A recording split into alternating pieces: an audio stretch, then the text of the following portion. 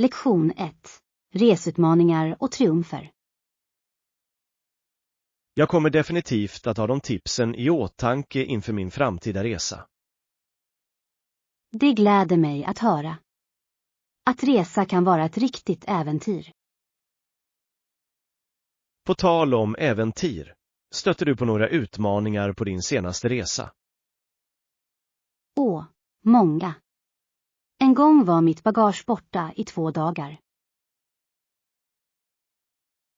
Det låter frustrerande. Hur klarade du dig utan det?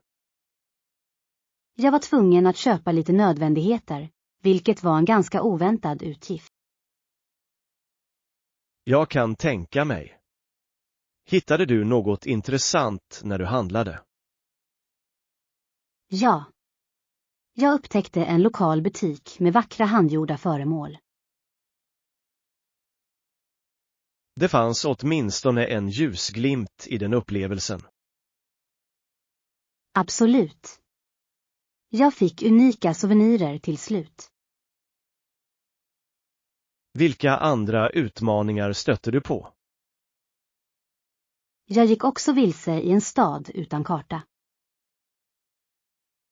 Det måste ha varit ett riktigt äventyr. Hur hittade du vägen? Jag frågade en vänlig lokalinvånare om vägbeskrivning. De var mycket hjälpsamma. Det är en bra påminnelse om främlingars vänlighet. Ja, visst. De flesta är villiga att hjälpa till om man ber vänligt. Jag stötte en gång på språkbarriärer när jag beställde mat. Nej. Hur hanterade du den situationen? Jag började peka och mima mina önskemål. Det är en smart strategi. Ibland väger handlingar tyngre än ord. Precis.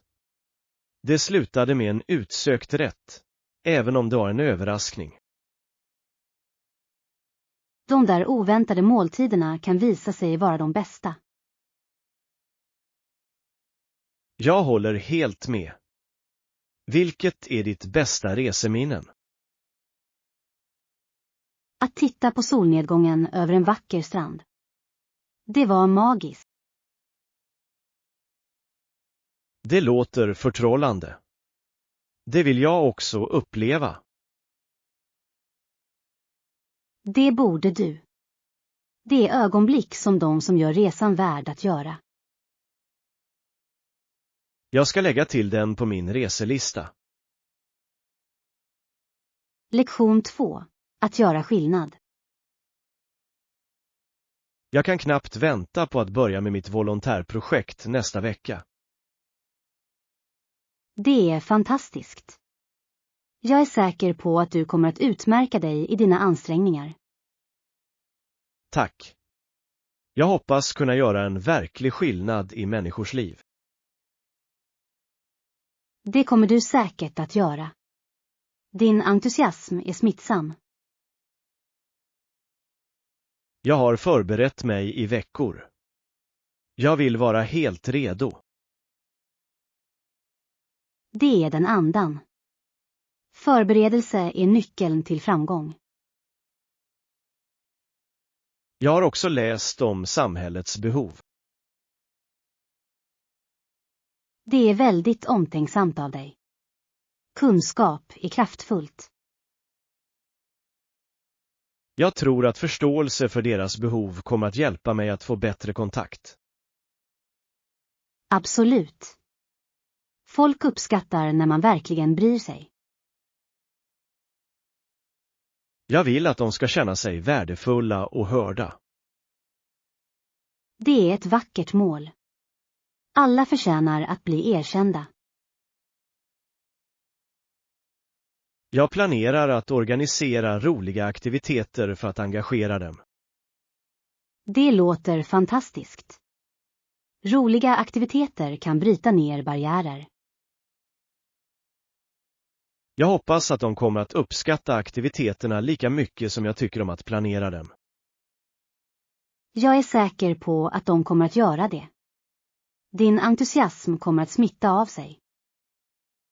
Jag vill bara skapa en välkomnande miljö för alla. Det är viktigt. En varm atmosfär uppmuntrar till deltagande. Jag måste också komma ihåg att lyssna aktivt på deras berättelser. Att lyssna är lika viktigt som att ge stöd. Jag håller med. Alla har en unik historia att dela med sig av. Och de berättelserna kan inspirera andra, inklusive dig. Jag kan inte vänta med att lära mig av deras erfarenheter. Du kommer att få värdefulla insikter som kommer att berika ditt liv. Jag hoppas kunna skapa varaktiga kontakter med dem. Det är det fina med volontärarbete. Relationer spelar roll. Jag ser fram emot att dela min resa med dig. Lektion 3. Globala problem. På senare tid har jag funderat på möjligheten av en kärnvapenförintelse. Det är ett tungt ämne. Vad väckte den här tanken? Det verkar som att våra fiender vägrar att förhandla, i tron att vi kan stapla missiler i höga höjder. Det är en oroande inställning. Det ökar insatserna för alla inblandade. Precis. Det känns som ett schackparti med ödesdigra konsekvenser. Schack är en bra analogi. Ett feldrag kan leda till katastrof. Jag undrar vad som ligger bakom deras vägran att föra en dialog. Rädsla spelar ofta en viktig roll i dessa beslut. Rädsla kan leda till eskalering snarare än lösning. Ja, och det skapar en cykel som är svår att bryta.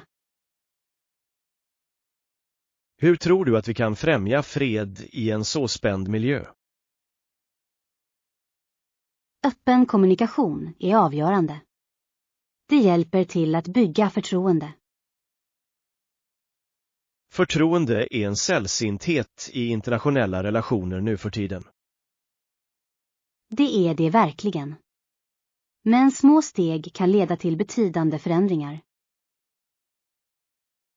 Vilka små steg har du i åtanke? Att initiera kulturutbyten eller gemensamma humanitära insatser skulle kunna hjälpa. Det är en lysande idé.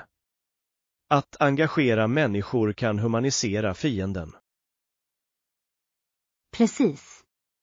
Det påminner oss om att vi alla är en del av samma globala gemenskap.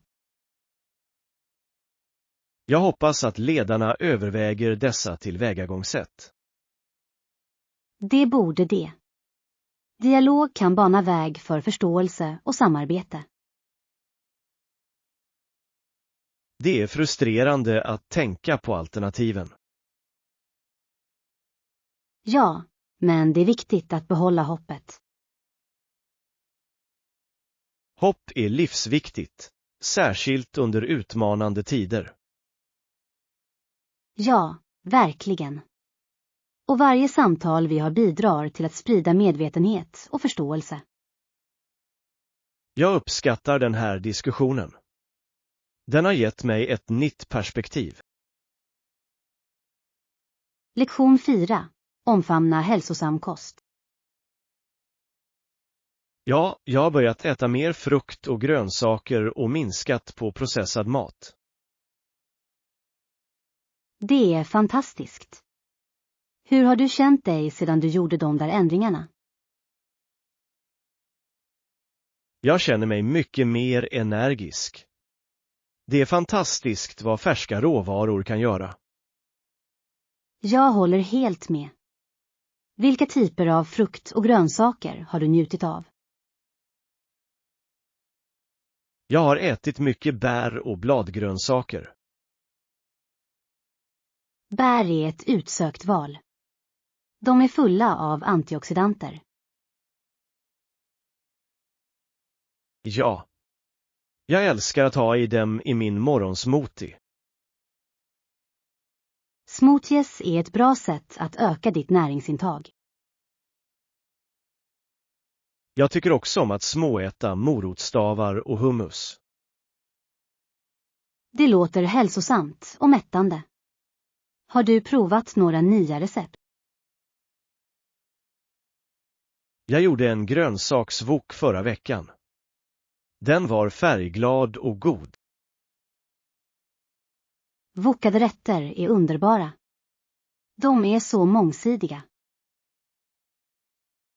Precis. Du kan använda vilka grönsaker du än har till hands. Det är en bra poäng. Har du några favoritkryddor? Jag älskar att tillsätta vitlök och ingefära för extra smak. Det är utmärkta val. De förhöjer smaken och erbjuder hälsofördelar. Jag har till och med börjat experimentera med örter från min trädgård. Så underbart. Färska örter kan lyfta vilken maträtt som helst. Jag håller med. Jag planterade basilika och persilja. De doftar fantastiskt. De är perfekta till italienska rätter. Har du lagat pasta? Det gjorde jag. Jag tillsatte färsk basilika till min spaghetti. Det var utsökt. Det låter gott. Jag måste komma över på middag någon gång. Du är alltid välkommen. Vi kan prova nya recept tillsammans. Det skulle jag älska. Att laga mat med vänner gör det roligare. Absolut. Dessutom kan vi dela tips och idéer. Ja. Det är fantastiskt att inspirera varandra på denna hälsosamma resa. Nu väntar mer frukt, grönsaker och underbara måltider. Lektion 5. Konst och kontroverser. Titta på det här verket.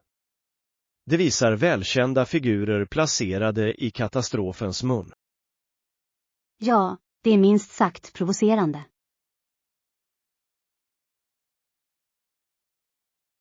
Jag undrar vad konstnären försökte förmedla med den här bilden. Kanske en kommentar till hur samhället konsumerar dessa siffror under kriser. Det vore rimligt. Den samlade gruppen verkar acceptera det glatt, trots dess konsekvenser. Ja, det är fascinerande hur konst kan väcka sådana blandade känslor. Vissa kan tycka att det är oroande, medan andra ser det som ett djärvt uttalande. Precis. Det utmanar oss att konfrontera obekväma sanningar. Jag måste erkänna att den svagt obehagliga aspekten dröjer sig kvar. Det är ju konstens skönhet. Den tvingar oss att reflektera. Tror du att konstnären avsåg att framkalla obehag? Mycket möjligt. Konst syftar ofta till att väcka samtal och debatt. Jag uppskattar hur den här texten uppmuntrar tittarna att engagera sig i svåra ämnen. Jag med. Det är en påminnelse om att all konst inte är menad att vara vacker. Vad tror du att allmänhetens reaktion kommer att bli? Jag misstänker att den kommer att bli delad, som med de flesta kontroversiella verk. Vissa kanske älskar det, medan andra kanske kritiserar det hårt. Ja, men det är just sådan slagkraftig konst är. Den väcker starka känslor. Jag undrar hur konstnären känner inför reaktionerna. De kanske uppskattar diskussionerna som deras arbete inspirerar. Det är spännande att tänka på de samtal vi kan ha på grund av detta. Absolut. Konst är en port till djupare förståelse. Jag ser fram emot att diskutera den här texten med vänner senare. Jag med. Låt oss se vart deras åsikter leder oss. Vem kunde ana att en målning kunde väcka en sådan livlig diskussion? Lektion 6. Tidsbesparande tekniker. Det är en bra början. Har du hittat några tidsbesparande tekniker? Ja. Jag har nyligen börjat använda en app för uppgiftshantering. Det har gjort en enorm skillnad. Det låter intressant. Hur fungerar det? Det låter mig organisera mina uppgifter efter prioritet och deadlines. Det skulle jag behöva. Jag glömmer ofta bort uppgifter utan ett ordentligt system. Det är lätt att tappa greppet utan ordentlig organisation. Har du andra tips för att hålla sig organiserad? Jag blockerar också specifika tider för uppgifter i min kalender. Det är smart. Så du schemalägger ditt arbete som möten. Precis. Det hjälper mig att fokusera och hålla mig engagerad i mina uppgifter. Det måste jag prova. Jag blir ofta distraherad av notiser. Jag förstår. Det är bra att stänga av aviseringar under arbetstid. Det är en jättebra idé. Jag ska tysta min telefon för bättre koncentration. Du kommer att bli förvånad över hur mycket mer du kan åstadkomma. Några andra tekniker du tycker är användbara? Jag utövar Pomodoro-tekniken. Det innebär att jag arbetar i 25 minuter och sedan tar en 5 minuters paus. Det låter hanterbart. Jag kan göra vad som helst i 25 minuter. Precis. De där korta fokusperioderna kan öka produktiviteten avsevärt. Det ska jag definitivt testa. Hur håller du dig motiverad? Jag belönar mig själv efter att ha slutfört uppgifter. Det håller mig motiverad. Belöningar är en bra motivationsfaktor. Vad brukar du unna dig själv? Ibland är det en bit choklad eller en kort promenad utomhus. Enkelt men effektivt. Jag gillar det tillvägagångssättet. Det gör jobbet mindre krävande när man har något att se fram emot. Jag ska implementera dessa strategier från och med idag. Jag är glad för dig. Du kommer att se förbättringar på nolltid. Tack för att du delar med dig av dessa tips. Jag uppskattar din hjälp. Lektion 7. Politiska ambitioner. Det är intressant hur vissa personer blir välkända utanför Texas. Ja, verkligen. Jag undrar varför så många ville att han skulle kandidera till presidentposten år 2000. Han hade en viss karisma som tilltalade många. Karisma kan vara ett kraftfullt verktyg i politiken. Ja. Människor dras ofta till starka personligheter. Men karisma ensam garanterar väl inte framgång? Sant. Politik och vision är lika viktiga. Jag undrar vilken plattform han hade under den tiden. Han fokuserade på frågor som utbildning och skattereform. Det är viktiga ämnen som berör många väljare. Ja. Han hade också en folklig charm som fick människor att känna sig sammankopplade. Det är en effektiv strategi att få väljarna att känna att man förstår dem. Precis. Han framställde sig som en vanlig människa. Den relaterbarheten kan vinna hjärtan och röster. Jag minns att folk sa att han representerade den amerikanska drömmen. Det är en fängslande berättelse. Alla älskar en framgångssaga. Men spelade hans bakgrund i Texas någon roll i hans dragningskraft? Absolut. Texas har en unik kulturell identitet som drar till sig uppmärksamhet. Vissa kanske säger att Texas stolthet stärker kandidater från delstaten. Det är sant. Texaner känner ofta en stark lojalitet mot sina egna. Jag undrar om hans popularitet hade varit densamma om han hade kommit från en annan stat. Det är svårt att säga, men regional identitet påverkar uppfattningarna. Det är fascinerande hur geografi kan forma politiska karriärer. Ja. Det påminner oss om att sammanhang spelar roll i politiken. Jag uppskattar den här diskussionen. Den ger mycket att tänka på. Lektion 8. Utforska effektiva träningspass. Jag har funderat på att testa ett nytt träningsschema.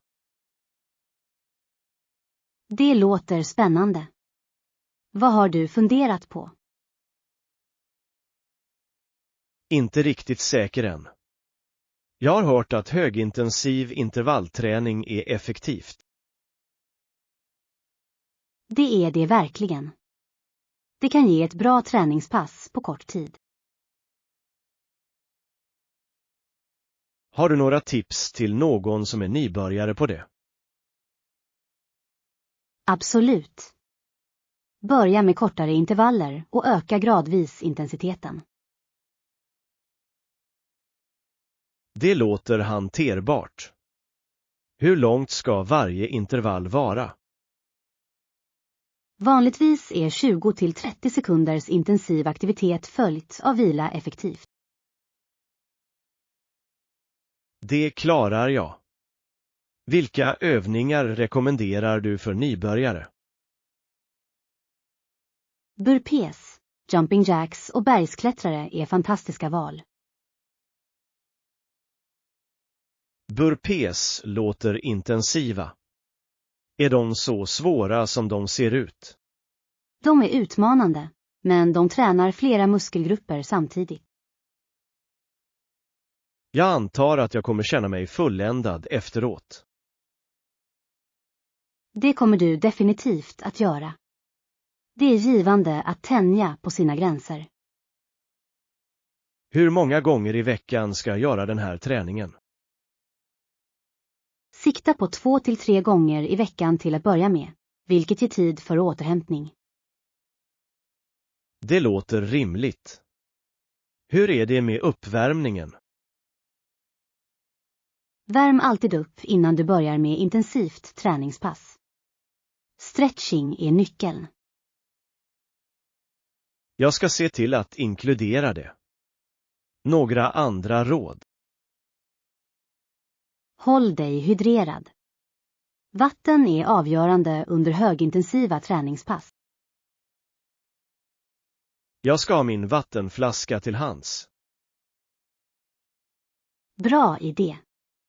Det hjälper till att hålla energinivåerna uppe.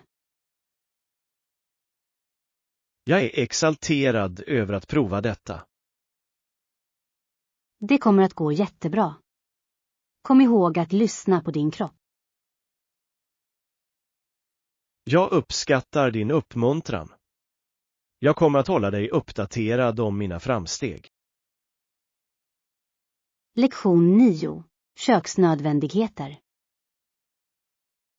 Jag älskar att använda en silikonspatel. Den är utmärkt för att skrapa rena skålar. Absolut. Det är också ett av mina favoritredskap i köket. Den är så flexibel, vilket gör det enkelt att få med varenda liten smetbit. Ja. Slut med att slösa bort värdefulla ingredienser.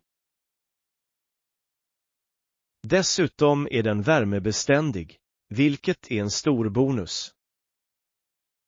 Det är sant. Du kan använda den för att blanda varma ingredienser utan bekymmer. Har du någonsin provat att använda den för att vika ihop ingredienser? Ja. Det fungerar utmärkt för att försiktigt vända in vispad grädde eller äggvitor. Jag håller med.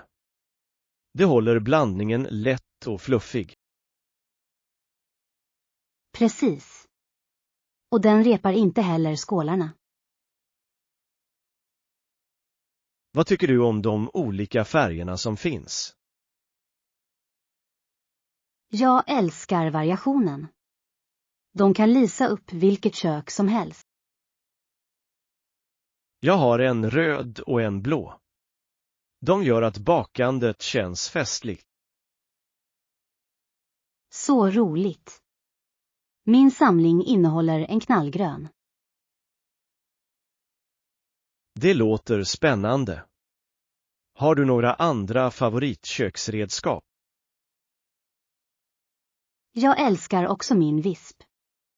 Den är perfekt för att vispa smeten slät. Vispar är oumbärliga. Jag kan inte tänka mig att baka utan en. Samma här. Hur är det med måttkoppar? Ja, absolut. Noggranna mått är avgörande vid bakning. Ja. Jag föredrar dem med klarglas. De är lätta att läsa. Jag gillar dem också. De är också utmärkta för att smälta smör i mikrovågsugnen. Det är ett smart sätt att använda det. Hur är det med blandningsskålar? Jag föredrar rostfritt stål. De är robusta och lätta att rengöra. Jag håller med. Dessutom behåller de inte lukter som plastburkar. På tal om städning, har du något favoritsätt att tvätta dina verktyg? Jag brukar tvätta dem för hand för att de ska hålla längre. Det är en bra vana.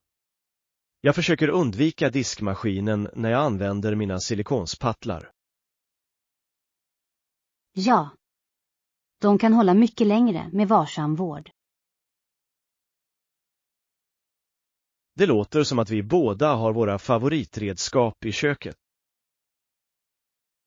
Ja, verkligen. Dessa verktyg gör bakning så mycket roligare. Jag kan knappt vänta med att se vad vi skapar med dem idag. Lektion 10. Fynd från secondhandbutiker. Titta på den här jackan. Den var på rea för bara $30. Det är ett riktigt bra erbjudande. Den ser ut att vara utmärkt skick. Jag kan inte fatta hur mycket man kan spara på secondhandbutiker. Absolut. Det är som en skattjakt varje gång man besöker det. Jag hittar alltid något intressant här. Jag med. Kommer du ihåg när vi hittade den där vintagerskivspelaren? Hur kunde jag glömma det? Vi hade så roligt när vi testade det. Ja.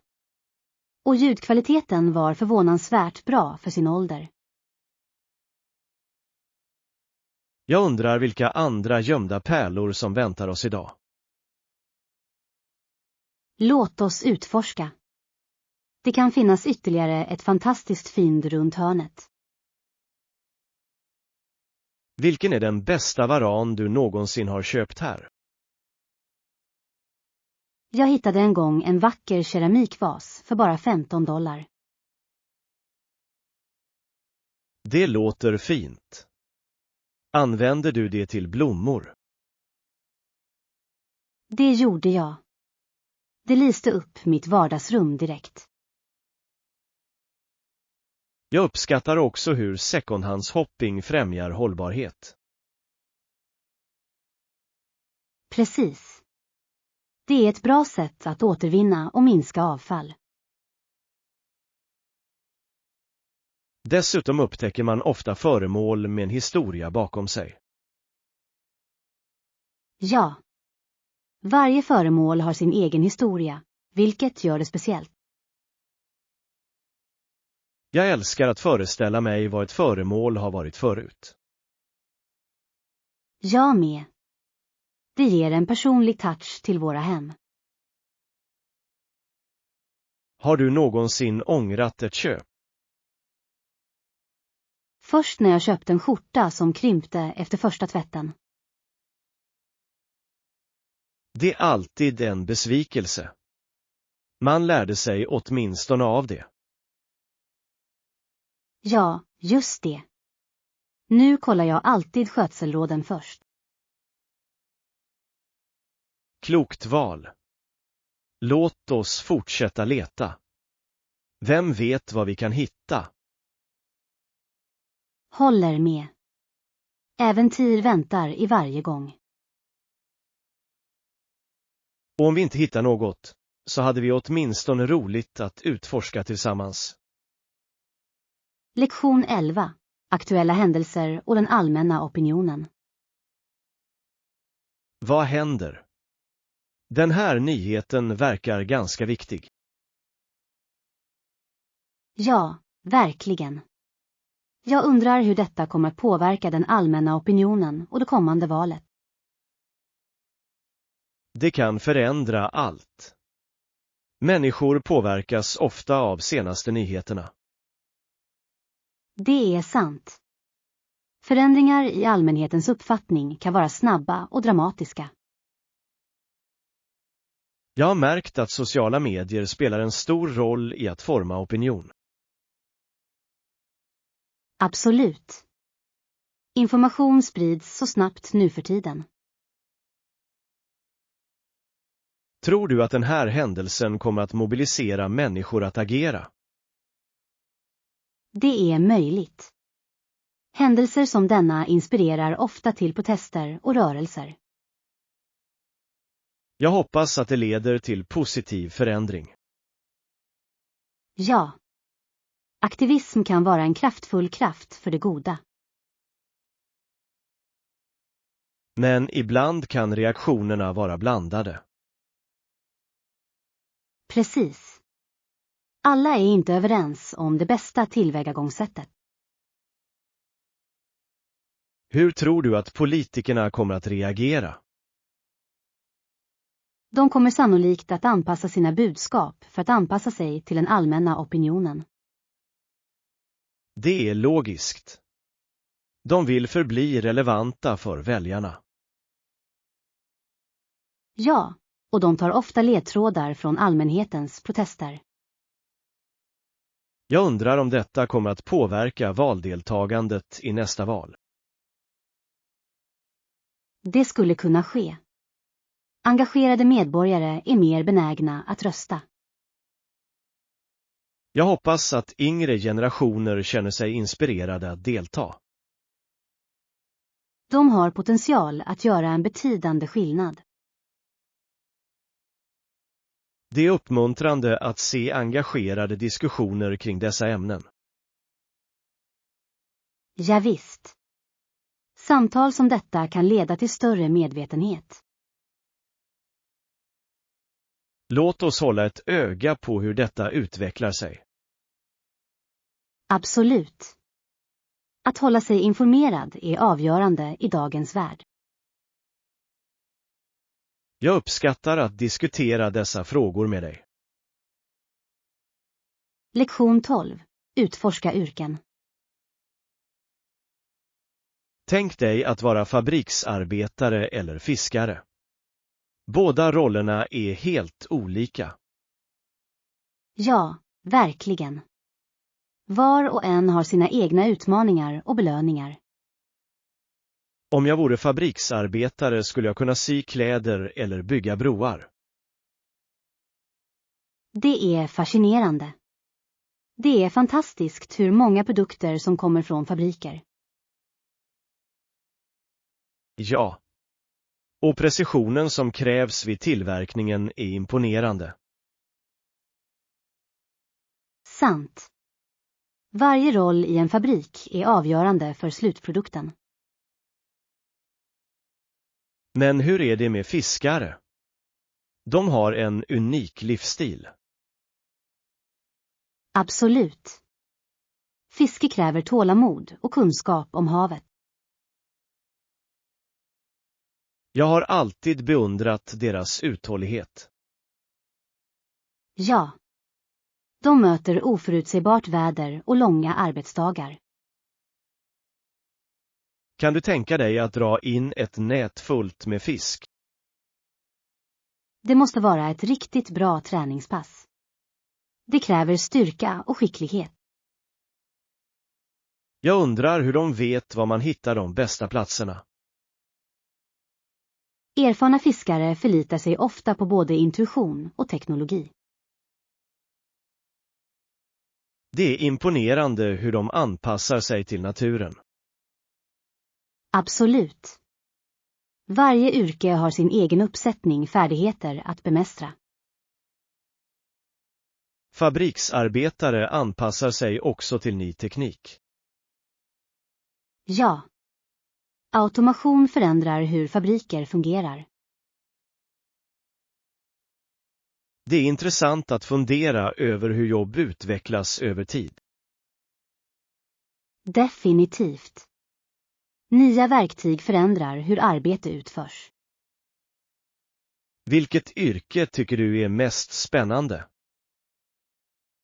Jag är fascinerad av arkitekter. De designar rum som formar våra liv. Arkitekter skapar miljöer, medan fabriksarbetare skapar produkter. Precis. Varje roll bidrar till samhället på sitt eget sätt. Jag uppskattar hur mångsidig vår arbetsvärld är. Ja. Det påminner oss om att varje jobb har värde, oavsett hur annorlunda det är. Jag känner mig inspirerad av vårt samtal. Lektion 13. Karriärval. Det är intressant att tänka på olika yrken, som att vara fabriksarbetare eller fiskare. Ja, visst. Varje roll har sina unika utmaningar och belöningar. Om du fick välja, vilket skulle du föredra? Jag tror att jag skulle trivas som fiskare. Det finns något tilltalande med att arbeta med naturen. Det låter verkligen uppfriskande. Tänk dig de tidiga morgnarna vid vattnet. Ja. Dessutom kunde jag njuta av lugnet och tystnaden, borta från stadens buller. Hur är det med de fysiska kraven? Fiske kan vara ganska ansträngande. Sant, men jag tycker om fysisk aktivitet. Det håller en i form och frisk. Det är en bra poäng. Och du skulle ha färsk fisk till middag. Absolut. Det skulle vara en härlig förmån med jobbet. Å andra sidan har det sina fördelar att vara fabriksarbetare. Ja, som möjligheten till fasta timmar och en pålitlig lönecheck. Och det finns många olika uppgifter man kan göra, som att montera produkter. Precis. Du kan också arbeta med kvalitetskontroll eller underhåll. Det är fascinerande hur varierat fabriksarbete kan vara. Ja. Vissa fabriker fokuserar till och med på hållbara metoder nu. Det är en fantastisk trend. Det visar att branscher utvecklas. Det är uppmuntrande att se att jobb anpassas till moderna behov. På tal om jobb, har du någonsin funderat på att bygga broar? Det skulle vara en otrolig karriär. Ingenjörskonst har så stor betydelse. Att bygga broar förenar samhällen, bokstavligt och bildligt. Ja. Det kräver kreativitet och tekniska färdigheter, vilket jag beundrar. Jag skulle gärna se en bro byggas från början till slut. Det skulle vara fascinerande. Lagarbetet måste vara anmärkningsvärt. Varje yrke har sin roll i samhället, eller hur? Absolut. Varje jobb bidrar till helheten på olika sätt. Det är viktigt att uppskatta det arbete som andra gör. Ja. Varje roll har värde, oavsett om det är i en fabrik, på vattnet eller inom byggbranschen. Jag håller med. Låt oss hylla alla hårt arbetande individer där ute.